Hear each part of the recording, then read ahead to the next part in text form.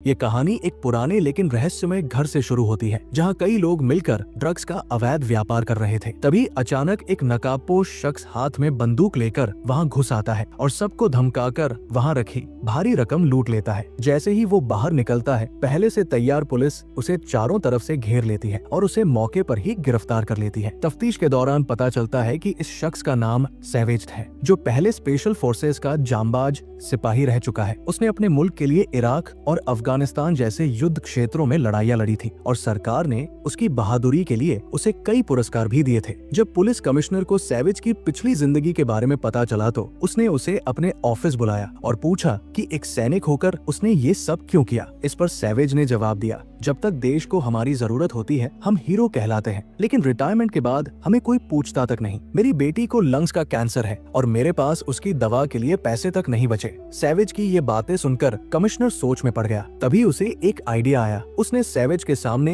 एक खास मिशन का प्रस्ताव रखा। मिशन था शहर की एक हाई सिक्योरिटी जेल में वार्डन लूकस के काले कारनामों का पर्दाफाश करना। लूकस जेल के भीतर गैर कानूनी फाइट्स करवाता था, उनका लाइव स्ट्रीमिंग करके पैसा बनाता और कैदियों से ड्रग्स का कारोबार भी कराता, लेकिन पुलिस के पास उसके खिलाफ कोई ठोस सबूत नहीं था। कमिश्नर चाहता था कि सैवेज उस जेल में कैदी बनकर जाए और अंदर से लूकस के खिलाफ सबूत जुटाए। पहले तो सैवेज ने मना कर दिया, लेकिन जब कमिश्नर ने वादा किया कि सरकार उसकी बेटी का इलाज करवाएगी तो वो तैयार हो गया। अगले ही दिन सैवेज को जेल भेजा गया। वहाँ एक सख्त मिजाज गार्ड क्लियर ने सभी नए कैदियों को नियम कायदे बताए। इसके बाद जेल के डॉक्टर ने सैवेज की गर्दन में एक छोटा सा GPS ट्रैकर इम्प्लांट कर दिया। जब सैवेज अपनी सेल में पहुंचा तो उसे बिस्तर के नीचे एक छुपा हुआ फोन मिला, जो कमिश्नर ने सबूत जुटाने के लिए वहां पहले ही भिजवाया था। शाम को जब सैवेज खाना खाने मैस में गया तो जेम्स नाम का एक कैदी उसे उकसाने लगा, लेकिन सैवेज ने कोई प्रतिक्रिया नहीं दी और चुपचाप वहां से निकल गया। इसके बाद सैवेज जेल के पिछवाड़े यानी बैकयार्ड में गया, जहां उसकी मुलाकात टोनी नाम के एक दबंग कैदी से हुई। टोनी ने उसे देखकर अपनी गैंग में शामिल होने का न्योता दिया, लेकिन सैवेज ने शांत स्वर में मना कर दिया और बिना कुछ कहे वहां से चला गया। उसी रात जब सब सो रहे थे, जेम्स और उसके साथी चुपचाप सैवेज की सेल में घुस आए और उस पर हमला कर दिया। वहाँ जबरदस्त झगड़ा हुआ, लेकिन तभी एक और कैदी बोनस सैवेज की मदद के लिए आ गया और दोनों ने मिलकर हमलावरों का मुकाबला किया। कुछ ही देर में गार्ड्स भी पहुंच गए और दोनों पक्षों को पकड़कर एक अंधेरी और संकरी कोठरी में बंद कर दिया।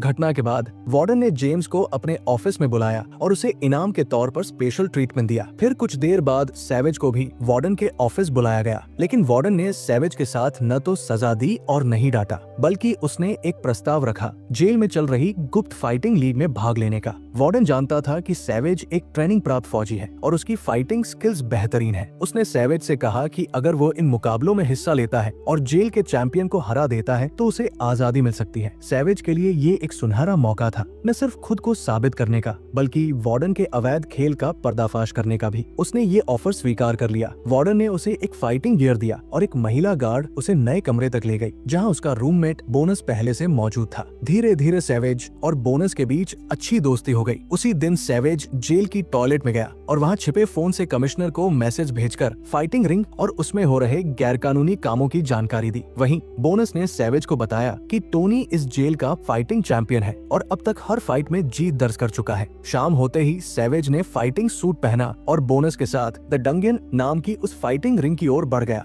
ये रिंग कुख्यात थी, जहां लड़ाइयों का कोई नियम नहीं था, यहाँ सिर्फ ताकत की चलती थी। वार्डन इन फाइट्स का लाइव टेलीकास्ट बाहर कराता था, जिस पर अमीर लोग सट्टा लगाते थे। जैसे ही सैवेज ने ये सब देखा, उसने अपने पास छिपाया हुआ फोन निकाला और सबूत के तौर पर वीडियो रिकॉर्ड करना शुरू कर दिया। फिर टोनी की बारी आई। उसका मुकाबला एक नहीं 2 कैदियों से था, लेकिन उसने दोनों को चंद मिनटों में धूल चटा दी, जिससे उसकी ताकत सबके सामने साबित हो गई। अब अगली फाइट थी सैवेज की। उसका प्रतिद्वंदी था वैम्पियो नाम का खतरनाक कैदी। जैसे ही फाइट शुरू हुई, सैवेज ने एक जबरदस्त पंच से वैम्पियो को चित कर दिया। महज 10 सेकंड में उसने अपनी पहली फाइट जीत ली। इस जीत के बाद टोनी वार्डन के ऑफिस पहुंचा और अपनी रिहाई की मांग की। वार्डन ने टोनी से वादा किया था कि जैसे ही वो जेल का चैंपियन बन जाएगा उसे आजादी मिल जाएगी। लेकिन जब टोनी अपना वादा निभाने की बात करता है तो वार्डन उससे कहता है, अगर तुम्हें वाकई रिहा होना है तो तुम्हें एक आखिरी फाइट लड़नी होगी। ये तुम्हारा फाइनल टेस्ट होगा। अगर तुम इसे जीतते हो तो हमेशा के लिए आजाद हो सकते हो। अब टोनी के पास कोई विकल्प नहीं बचा था। वो ये शर्त मान लेता है, लेकिन जाते जाते वार्डन को चेतावनी देता है, अगर तू अपने वादे से पलटा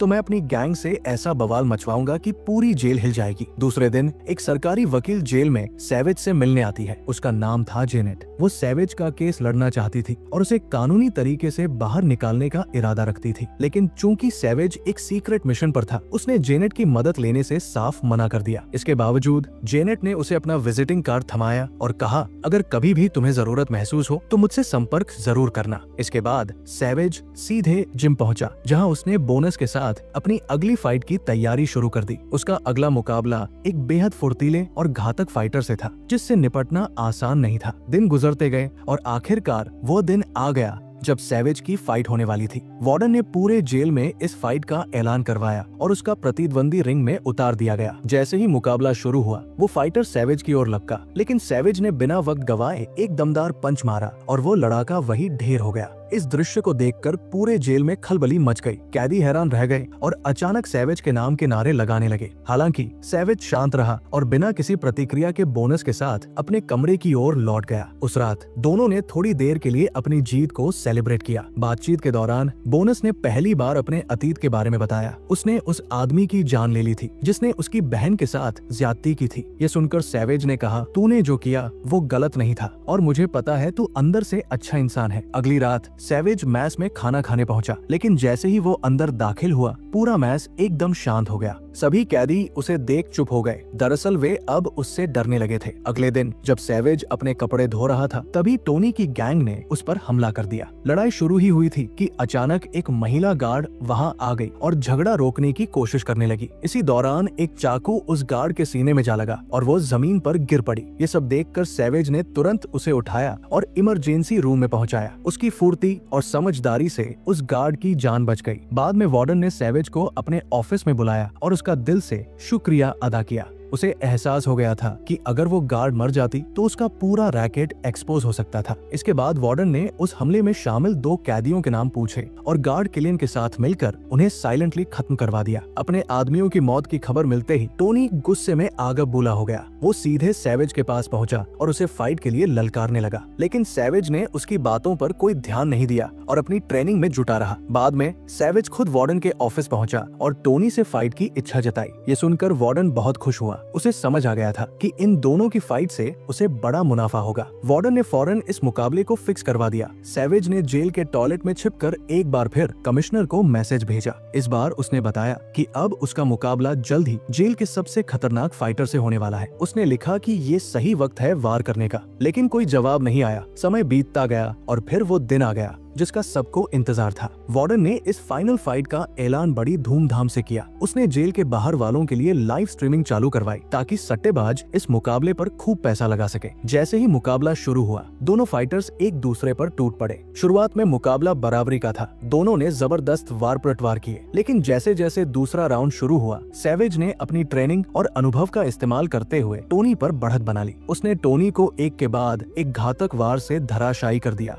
और आखिरकार उसे रिंग में गिरा दिया। टोनी को हराकर सैवेज न केवल जेल का नया चैंपियन बन गया, बल्कि बाकी कैदियों का हीरो भी बन गया। हर कोई उसका नाम पुकारने लगा। फाइट के बाद सैवेज अपने कमरे में लौटा और जो वीडियो उसने इकट्ठा किए थे वो कमिश्नर को भेज दिए, लेकिन इस बार भी कोई जवाब नहीं आया। उसे समझ नहीं आ रहा था कि माजरा क्या है। शाम को जब वो मैस में खाना खाने पहुंचा तो बाकी कैदियों ने उसका दिल से स्वागत किया। उन्होंने अपने हिस्से का खाना सैवेज को ऑफर किया। ये उसका सम्मान था। इसके बाद वार्डन ने उसे अपने ऑफिस में बुलाया और एक नया प्रस्ताव रखा। उसने चाहा कि सैवेज अब उसके लिए काम करे। वो चाहता था कि सैवेज बाकी कैदियों को कंट्रोल करे और उन्हीं से फाइट करवाकर पैसा कमाए, लेकिन सैवेज ने ये ऑफर ठुकरा दिया। उसने कहा कि वो कैदी नहीं, उसके भाई है। तभी वार्डन उसे जेल के एक सीक्रेट एरिया में ले गया जहाँ वो छुपकर ड्रग्स का व्यापार चला रहा था। उसने सैवेज को भी इस धंधे में शामिल होने का ऑफर दिया। सैवेज ने कहा कि उसे सोचने का समय चाहिए, लेकिन जाते जाते वो कुछ ड्रग्स चुपके से उठा लाया सबूत के लिए। इसके बाद वार्डन उसे दोबारा अपने ऑफिस ले गया, लेकिन इस बार वहाँ कमिश्नर पहले से मौजूद था।